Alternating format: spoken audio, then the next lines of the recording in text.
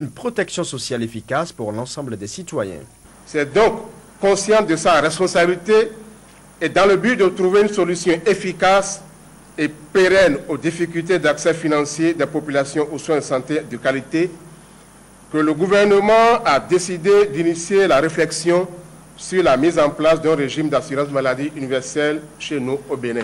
Le présent atelier ouvert aux communicateurs s'inscrit dans le cadre d'une série de rencontres planifiées avec l'appui technique et financier de la coopération suisse. Il fait suite à celui tenu avec les organisations de mutuelles de santé le 18 et 19 novembre 2010. 2 jours durant, les acteurs du monde médiatique béninois échangeront avec le secrétariat permanent du RAMU à travers des discussions et des travaux de groupe. Ils auront également l'occasion d'émettre des avis de professionnels sur les voies et moyens susceptibles de rendre accessible au public le régime d'assurance maladie universelle au Bénin. Ils sont mécontents, les travailleurs de Bénin Télécom SA, et dénoncent les irrégularités qui entachent le processus de privatisation de leur société. Selon les 4 syndicats de la société publique de télécommunications, le plan social négocié depuis juin dernier pour sécuriser le personnel n'est pas encore pris en compte. Et pourtant, le processus de dépouillement des offres en vue de la sélection du repreneur stratégique a démarré ce jeudi à la commission technique de dénationalisation. Face à cette situation, le Sinatel, le Sintra-BT, l'UTBT et le Sinabetel, les 4 syndicats de Bénin Télécom SA, sont allés faire un sit-in au siège du secrétariat permanent du CDT pour mieux exprimer leur mécontentement. Ils ont également prévu une grève de 48 heures renouvelable toutes les semaines. Suivons les explications du secrétaire général du Sinatel. Nous avons manifesté notre mécontentement à travers les médias. Après ça, nous avons enclenché une grève de 48 heures toutes les semaines jusqu'à satisfaction finale de notre revendication. Le gouvernement est tenu de se rapprocher des travailleurs pour qu'on exécute le plan social. Si le plan social est exécuté, le gouvernement peut vendre l'entreprise. C'est sa propriété même. Je pense que Bénin Télécom, c'est encore une entreprise d'État. Ça appartient aux derniers Béninois. Ce n'est pas seulement au gouvernement que ça appartient. Donc quand on veut faire avec les hommes, on les considère. On ne peut pas aller sélectionner quelqu'un qui peut prendre une entreprise sans tenir compte des travailleurs. Si jusque-là on n'a pas réagi pour dire non, non, non, non, c'est parce que nous sommes responsables. Mais quand on a le dos au mur, on réagit. Donc notre réaction, c'est de demander au gouvernement, certainement que le chef de l'État serait au courant, ou bien s'il est à l'écoute, nous l'invitons à donner des instructions à ses ministres, parce qu'on a senti que ce qu'on lui dit, ce n'est pas ce qui se fait. Nous ne connaissons même pas le cahier des charges. Aujourd'hui, aucun travailleur de Bénin Télécom ne peut vous dire voilà ce qu'on a dicté pour le repreneur. Or, dans le plan social, il y a des actions, il y a des choses que nous demandons incessamment que ça soit fait avant qu'on aille à la privatisation. On a tout laissé et on veut sélectionner le repreneur stratégique. Vraiment, avec ça, je pense que les travailleurs que nous sommes, on ne peut pas être d'accord. On aura seulement à faire 1 ou 2 semaines. Si ça ne marche pas, nous allons bloquer tout. On n'a qu'à nous renvoyer. Comme l'État a une continuité, les travailleurs de Bénin Télécom vont quitter l'entreprise et ils vont recruter ceux qu'ils veulent. Nous ne sommes pas contre la privatisation, mais on ne peut pas privatiser sans le plan social. Or, tout porte à croire aujourd'hui que le plan social est mis de côté. Et voilà la situation dans laquelle nous nous trouvons. Les 5 clés de l'Organisation mondiale pour la santé pour des aliments plus sûrs, c'est autour de ce thème que l'ONG BSSC, Bénin Santé et Survie du consommateur, a initié ce jeudi un séminaire de formation pour les tenanciers des bars et des restaurants. Réunis donc à la salle de conférence de la Maison de la Société Civile, cette séance va permettre aux participants de mieux prévenir les maladies liées à la consommation des aliments de mauvaise qualité. L'Organisation mondiale de la santé estime à près d'1 million le nombre de personnes qui meurent chaque année des suites de maladies diarrhéiques. Des maladies dues la plupart du temps à la consommation d'aliments contaminés et d'eau non potable. Pour l'OMS, une bonne préparation de ces aliments pourrait permettre donc de prévenir ces maladies. Raison pour laquelle l'institution avait en 1990 mis au point Direct d'or dans la préparation des aliments. Toutefois, Après près d'un an de consultation avec des experts de la sécurité sanitaire des aliments et de la communication des risques, l'OMS a présenté en 2001 son affiche intitulée « 5 règles d'or » sous des titres simples, faciles à retenir. Et c'est justement ces 5 clés pour des aliments plus sûrs qui seront présentés aux tenanciers de bars-restaurants participant à ce séminaire de formation initié par l'ONG BSSC, Bénin Santé et Survie du consommateur en partenariat avec Move Bénin. Ce sera à travers la communication de la directrice adjointe de l'Agence béninoise de métrologie et du contrôle de la qualité. On va parler des recommandations de l'Organisation mondiale de la santé, de 5 clés pour des aliments plus sûrs. Donc c'est un manuel que l'OMS a proposé aux formateurs.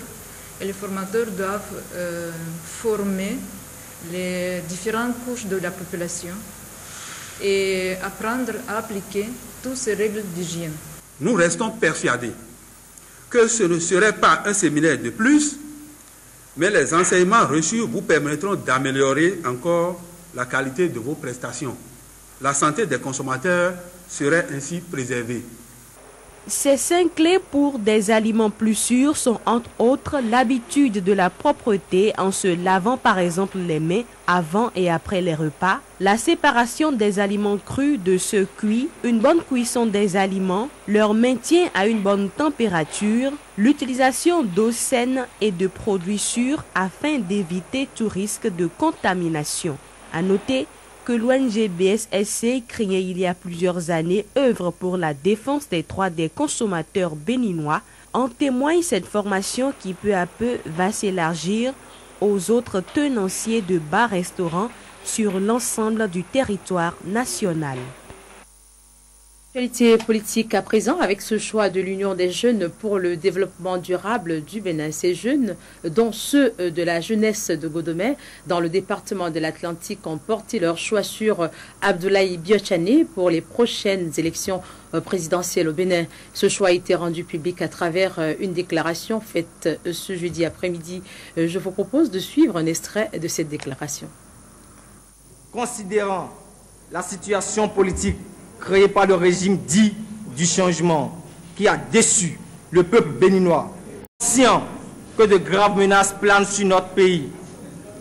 Si rien n'est fait pour redresser la situation, nous exprimons notre détermination à l'œuvre pour l'avènement d'un homme nouveau, compétent, doté d'une expérience avérée dans le gouvernement, dans la gouvernance nationale, régionale, africaine et internationale, capable de nous sortir de la situation sans précédent dans laquelle nous a mis le gouvernement du changement.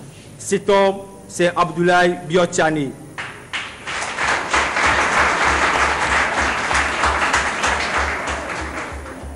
Abdoulaye Biotchané est le seul homme capable de l'action politique dans notre pays. Séance d'échange et d'explication tenue ce mercredi entre le député Georges Bada et quelques responsables de son parti, la Renaissance du Bénin. Outre son regard sur les grands sujets de l'actualité nationale, le député Georges Bada est revenu sur les raisons qui sous-tendent les positions de l'opposition à l'Assemblée nationale.